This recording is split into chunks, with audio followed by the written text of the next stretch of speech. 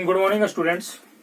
Today I am going to teach you a very famous poem, Fire and Ice. The poem Fire and Ice is written by Robert Frost. This poem gives very deep meaning. First of all, we understand the meaning of the poem Fire and Ice.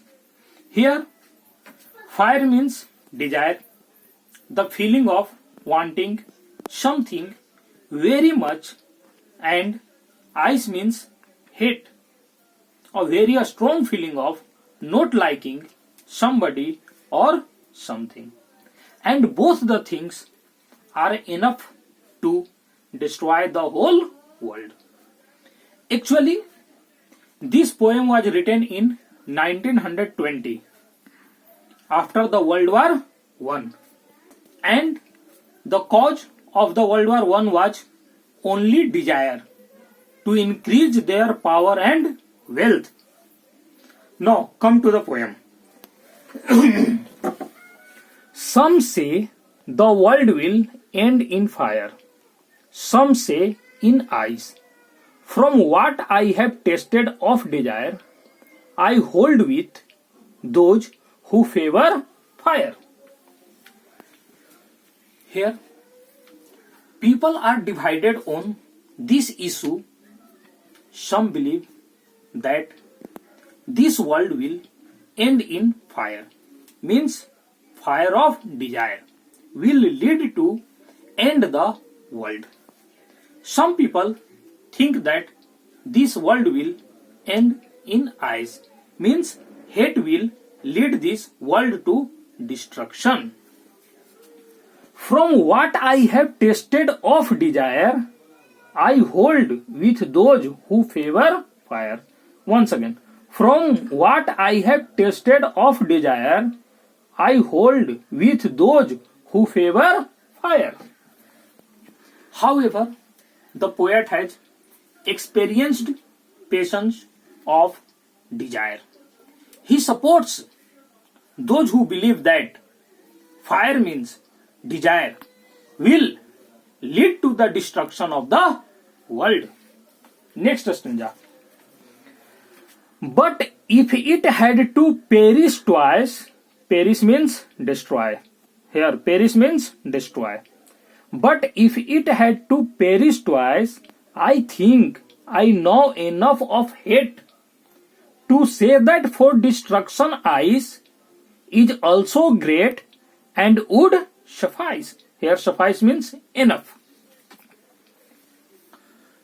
Here the poet tells that if the world has to be destroyed not once but twice, means if again the world will destroy, then ice is strong enough to do this job. The poet has seen and experienced enough of hatred in this world to say that for destruction ice is also great and would suffice. Here, cold reasoning lack of human feeling only produce hate, and ice itself is sufficient enough to cause the destruction of this world. Means from the poet want to say that two things in this world is very danger. Lots of desire and lots of hate. So we must protect ourselves from unlimited desire and unlimited hate, because these two things are the destruction of each and every things of the world. Now come to some literary devices which is used in the poem. First one is rhyming scheme. The rhyming scheme of the poem is A, B, A, B, C, B, C, B. See here. Fire, A. Ice, B. Desire. Again fire and desire are same.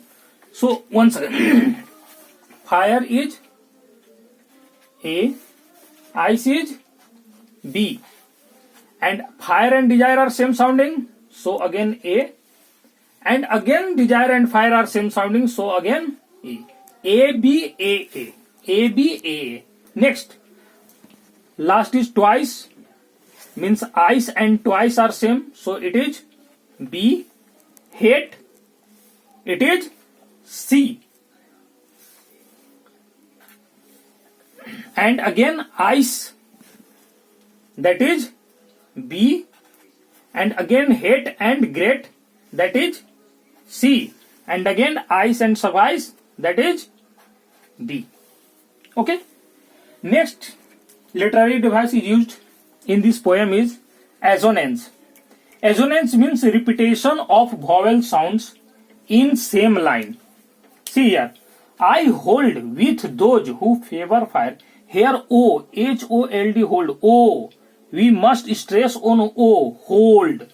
And those, okay, that is assonance. Next is anaphora. Anaphora means the repetition of a word or expression at the start of two or more consecutive lines. Example, some say is repeated at the start of lines 1 and 2. See here. Some say the world will end in fire, and again some say in ice. So some say is repeated 2 times, okay, in the consecutive lines. That's why it is called anaphora. One more is personification. It gives human qualities to non-human objects. Here, fire and ice, both are non-human objects. Poet personified fire and ice by giving them mind and power to destroy anything. Okay, personification is used. Why? Because mind and power only human can use. But here fire and ice are both using their mind and power, and they destroy the whole world. So the poet personified fire and ice. Thank you. Have a nice day.